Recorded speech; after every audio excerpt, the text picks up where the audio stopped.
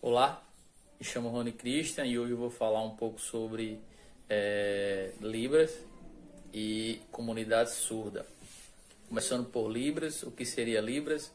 Libras é língua brasileira de sinais. Ao contrário do que muitos pensam, é uma língua e possui uma estrutura gramatical própria.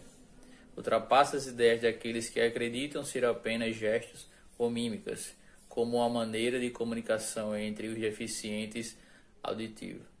Hoje em dia, muito se pensam, né, que gestos e mímicas são Libras e, na verdade, não é, né? Considera-se Libras uma língua por possuir corretamente os níveis linguísticos, fonológicos, morfológicos, sintáticos e semânticos.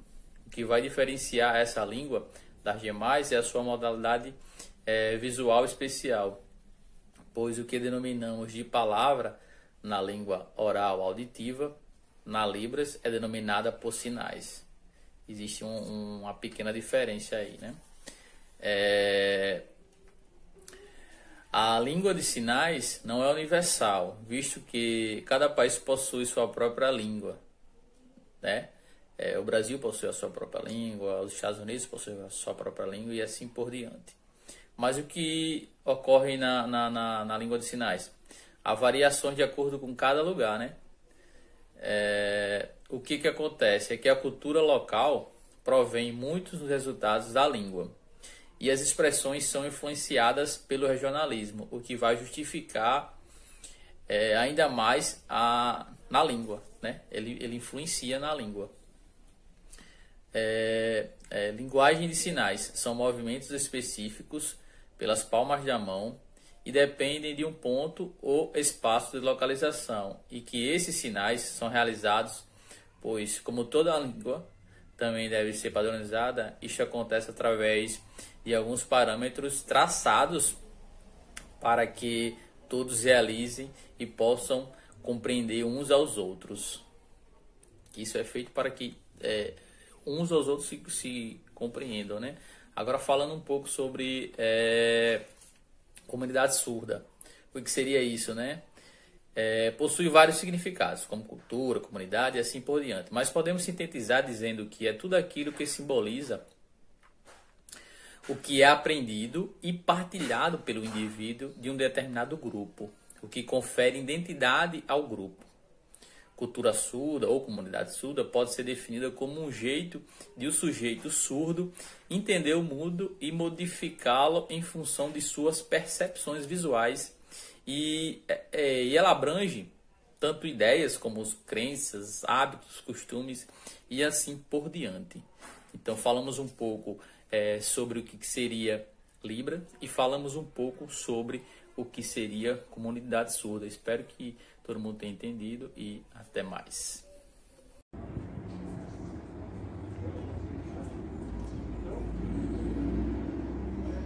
Meu nome é Patrícia, sou aluna de licenciatura em computação da UFESA e eu fiquei com a parte de Libras falando sobre a trajetória dos surdos na história.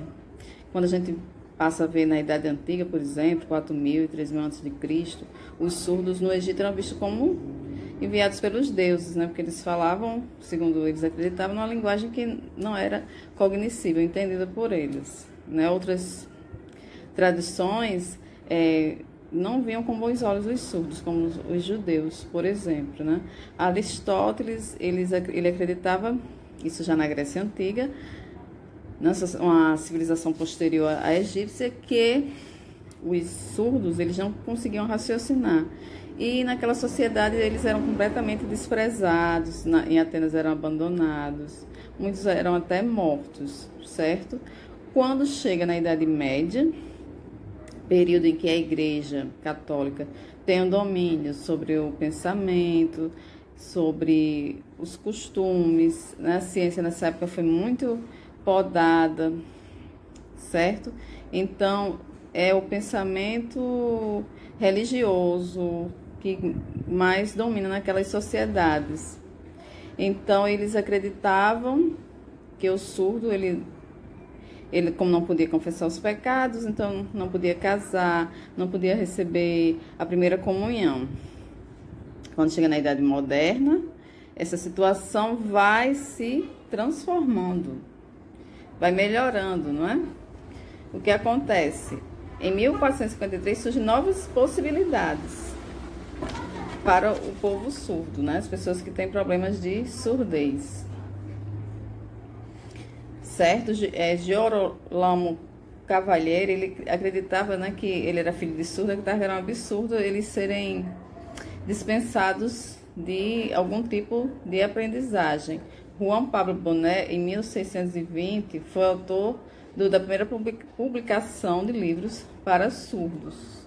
E assim, a sociedade foi passando por transformações e evoluções e foi se tendo uma visão com mais respeito, com mais cuidado em relação à aprendizagem do surdo, né? Na idade contemporânea, o francês Jean especializou-se na audição de surdos.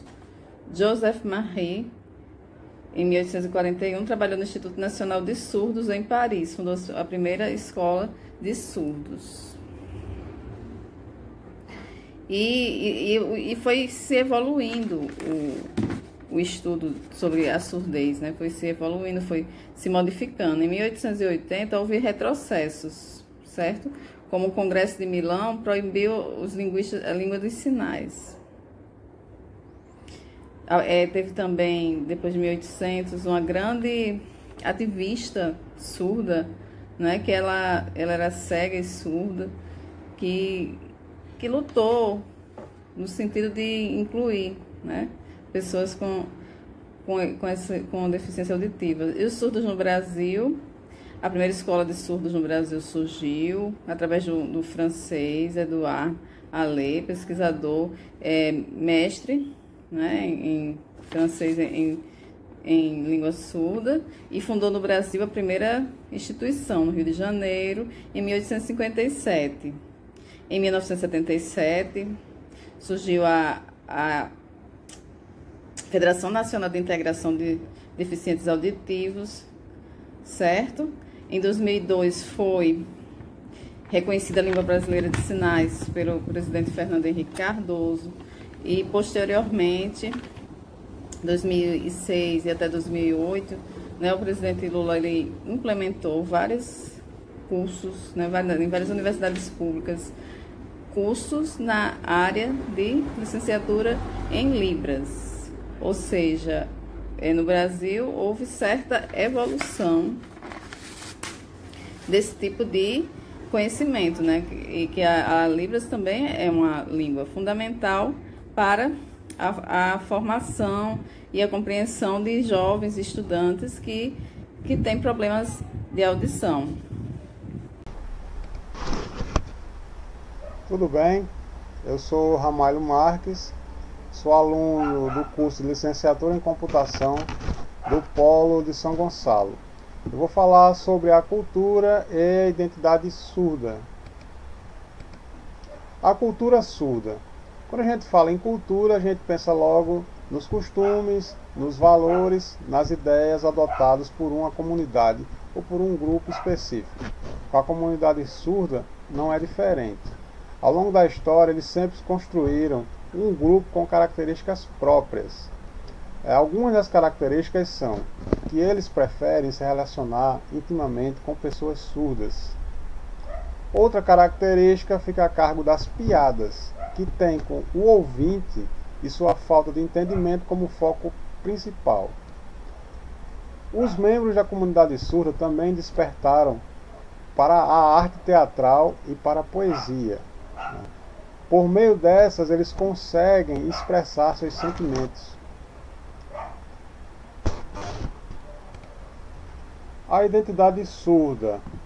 Segundo a autora Gladys Perlin, ela é autora surda, teóloga, mestre e doutora em educação. Nós iremos destacar algumas das identidades surdas. A identidade surda, a identidade política, né? As pessoas apresentam características culturais baseadas na experiência visual, como determinante em seu comportamento. Utilizam somente da língua de sinais, transmitem sua cultura e seu posicionamento resistente diante da diferença de ser para os demais surdos.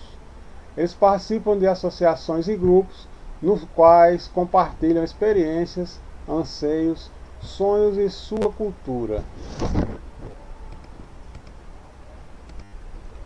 A identidade surda híbrida compreende um grupo de pessoas que nasceram ouvintes e que por algum motivo ficaram surdas. Alguns conhecem a língua portuguesa falada, devido ao fato de terem ficado surdas após certa idade. Eles utilizam a língua de sinais e a língua oral e convivem bem com a identidade surda nas associações e comunidades surdas. Eles se aceitam como surdos e eles exigem intérpretes, legendas e outros recursos a eles assistidos.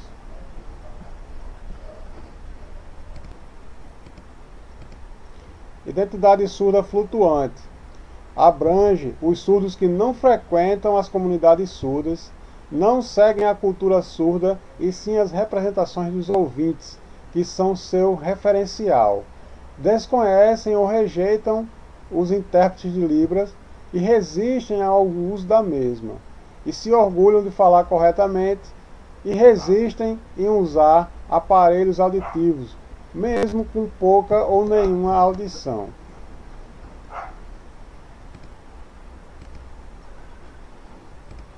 Bom, gente, isso é tudo e essa é a fonte da minha pesquisa. Obrigado.